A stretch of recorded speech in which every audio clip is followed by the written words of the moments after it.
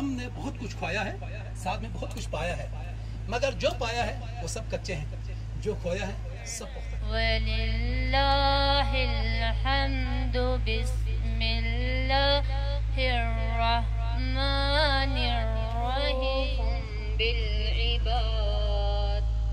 صدق اللہ العلی اس کے علاوہ اس کا ایک دوسرا کمپوننٹ ہے، چونکہ گلیشیئر بننے میں ٹائم لگتا ہے۔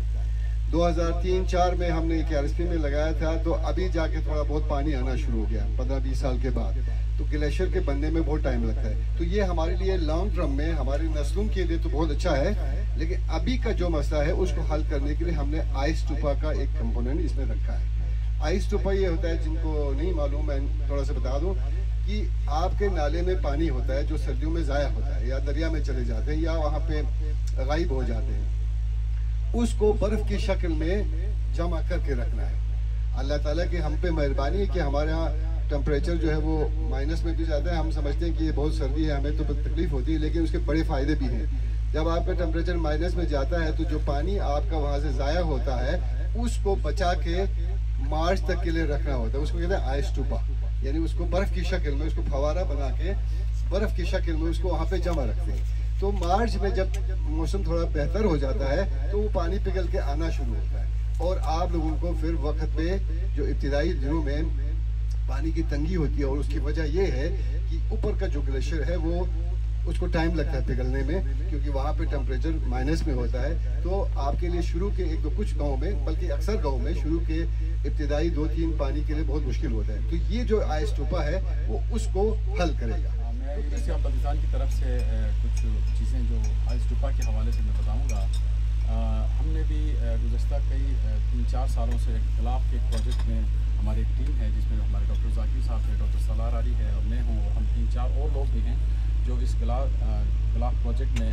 آئس ٹوپا فارمیشن اور گلیشیئر گرافٹنگ میں گزشتہ 3-4 سالوں سے کام کر رہے ہیں، اور ہم نے کئی جگہوں پہ یہ گلیشیئر گرافٹنگ کی ہے، اور الحمدللہ ان کے ہم ریزلٹس بھی، ان کے ڈیٹا بھی ہم کلیکٹ کر رہے ہیں۔ تو انشاءاللہ تعالیٰ وہ جب، کیونکہ جس طرح سے نذیر صاحب ہم سب کے استاد، انہوں نے فرمایا کہ یہ گلیشیئر گرافٹنگ کا جو ٹائم پیریڈ ہے وہ بہت لمبا ہوتا ہے، اس کا جو ہے نا عمر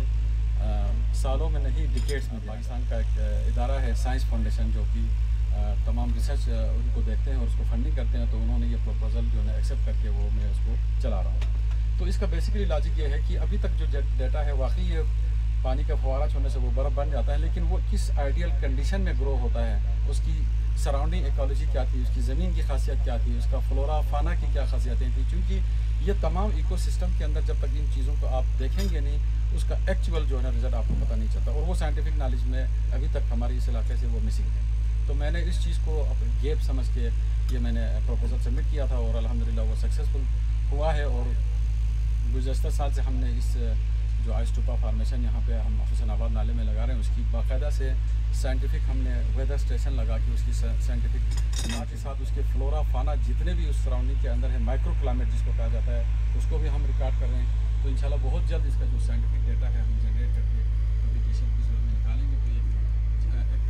ہول سائنٹیفک کمیونٹی کے لیے ایکسیپٹیبل ایک ڈیٹا ہو جائے گا کہ یار کس ابھی جو کلائمیٹ برسٹ ہے دانش بھائی، اس کلاؤڈ کے ساتھ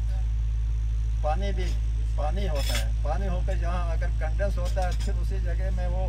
یہ ایک قسم کا ہائیڈروجن بم ہے۔ کیوں سر؟ یہ ایک ہائیڈروجن بم ہے، اس میں ہائیڈروجن بھی ہے اور آکسیجن بھی ہے، دونوں یہ ہائیڈروجن بم ہے، جس سے ہمارا یہ سارا ایریا ہم متاثر ہو گئے کہ یا کسی اور نے متاثر ہم ہو گئے۔ تو یہ بھی اللہ کا کرم ہے کہ چلو مصیبت ہم پر ہی گرتی اور ہم نے ہی برداشت کرنا ہے۔ سائنٹیفک اس میں البیڈو افیکٹ یہ ہوتا ہے کہ سورج کی روشنی پڑتی ہے، اور جو ہے وائٹ جو میڈیم ہے سورج کی روشنی کو ریفلیکٹ کرتا ہے، بلیک میڈیم سورج کی روشنی کو ایبزارب کرتا ہے۔ جس طرح سرد میں بھی بات کی کہ ہم بلیک کاربن لکڑیوں کو جلاتے ہیں سردیوں میں، اور جس سے بلیک کاربن جنریٹ ہوتا ہے نا، وہ بلیک کاربن جو ہے ان دی فارم آف سوٹ ڈپازٹ جو ہے گلیشیئر کے اندر ایبزارب ہو جاتا ہے، سوٹ ڈپازٹس کہتے ہیں بلیک کاربن کی فارم میں۔ وہ بلیک کاربن جو ہے لائٹ کو ایبزارب کرتا ہے، بلیک میڈیم جو لائٹ کو ایبزارب کرتا ہے، جس کو البیڈو افیکٹ کہتے ہیں، جس میں میکسیمم جو ہے اس کی کیا کہتے ہیں گلیشیئر میلٹنگ جو کیسز ہے، تو اس میں میل فیمیل کا کنسیپٹ اس طرح سائنٹیفک یہ تو خیر پروف نہیں ہے، ہم کہتے ہیں کہ میل گلیشیئر جو ہے اور فیمیل گلیشیئر کے کنسیپٹ اس طرح لکھ کے فارم میں اس کو آسانی کے لیے دوسری بات یہ ہے کہ سر سائنٹیفک فینومیناز کو دیکھنا ہے کہ आइस टू पास जो है एक अलग कंसेप्ट है, ग्लेशियर ग्राफ्टिंग अलग कंसेप्ट है। ग्लेशियर ग्राफ्टिंग जो है हाई सेंसिटिव जोन्स पे हम ग्राफ करते हैं, ऐसे एरिया जहाँ पे जो ह्यूमन इंटरफेरेंस ना हो, उस पर हम लिथोलॉजी को भी देखते हैं, बेड रॉक्स को भी देखते हैं। ज़मीन के नीचे जो लिथोलॉजी है, बेड रॉक्स है, विंड फेसिंग है, उसको भी देखते हैं। वहाँ पे विंड पे टेम्परेचर है, प्रेसिपिटेशन है, स्नो की डेप्थ, स्नोफॉल जो है मैकेनिज्म, कंडीशन 7-8 पैरामीटर्स को देख के फिर वहाँ पे आइस जो ग्लेशियर की ग्राफ्टिंग करते हैं। आइस टूपा जो है हम नियर बाई आबादी जो है जहाँ पे आपकी रिक्वायरमेंट है, जिस तरह सर ने कहा कि आइस टूपा का मकसद जो है हमारा जो है वाटर कंजर्वेशन है ना, उसका ऐसे नहीं कि आइस टूपा हम लगाए और वो पानी जो बह के चला जाए और कोई फायदे का ना हो। ठीक है, ग्राफ्टिंग का ताल्लुक़ है, ये बल्तिस्तान में सदियों से ये रिवायत चली आ रही है। जैसा कि मैं 1995 में जब मैं किताब लिख रहा था बल्तिस्तान तहज़ीब व सक़ाफ़त, उसमें एक मेरा चैप्टर था ग्लेशियर की परवरिश पर। तो उस वक्त मैंने बहुत सारे बुज़ुर्गों से इंटरव्यू किया, उस वक्त 80-90 साल बुज़ुर्गों से। तो पता चला कि ये ग्लेशियर की परवरिश कैसे की जाती है। अभी निसार खसमन ने बताया, बहुत सारी चीज़ें इन्होंने बताई, तो ठीक है वो इंफॉर्मेशन के लिहाज से, लेकिन इसमें बहुत सारी चीज़ें मिथ भी है जो मिथोलॉजी से इसका ताल्लुक़ है। अब ये दौर इल्म का दौर है, अब साइंटिफिक तरीके से इसको रिसर्च करने के बाद ही आप इस पे इक़दाम कर सकते हैं। बेहतर ये है, यहाँ सदियों से जो ग्लेशियर्स परवरिश होती रही है, उनमें ये जो गांवसंगे है, ये कम व बेश 11वीं सदी ईस्वी में इसकी पैबंदकारी हुई है ब्रुक संगे के दौर में। और